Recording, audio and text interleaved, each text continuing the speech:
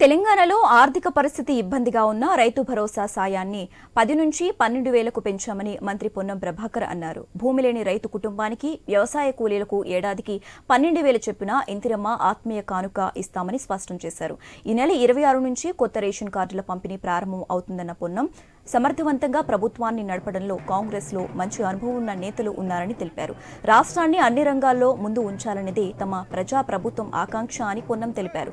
సిద్దిపేట జిల్లా హుస్నాబాద్లో ఎల్లమ్మ చెరువు సుందరీకరణ పనులకు శంకుస్థాపన చేసిన మంత్రి ప్లాన్ ఆఫ్ యాక్షన్ కింద ప్రభుత్వ స్థలాలను గుర్తించి ట్రాఫిక్ పార్కింగ్ను ఏర్పాటు చేస్తామని తెలిపారు.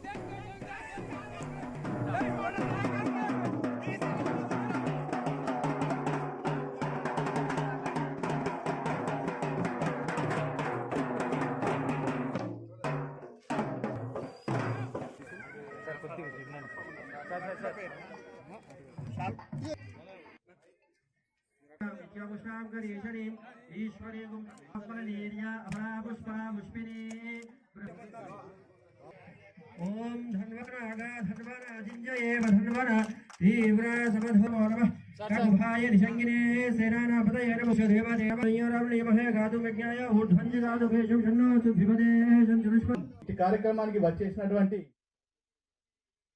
ఎకరాలకు రైతు భరోసా 26 జనవరి సంక్రాంతి తర్వాత నుంచి ప్రారంభించుతా ఉన్నామనే మాట ఈ సందర్భంగా మనం చేస్తాం. అందరు భూమి నెలకే ఇస్తున్నారు. మాకేం సంగతి అని భూమి లేని ఉపాధి హామీ కూలీలు కావచ్చు, భూమి లేని రైతు కుటుంబానికి సంవత్సరానికి 12,000 రూపాయలు ఇస్తామనేటువంటి మాట కూడా ఈ సందర్భంగా మనం చేసినాం. ఇది గతంలో లేదు.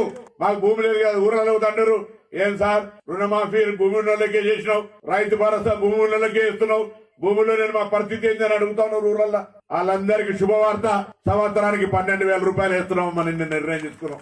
ఇందిరమ్మ ఇల్లు, రైతు భరోసా, భూమి లేని పేదలకు ఇందిరమ్మ ఆత్మీయ కానుక, ఈ విధంగా అనేక రకాల కార్యక్రమాలు జరుగుతా ఉన్నాయి.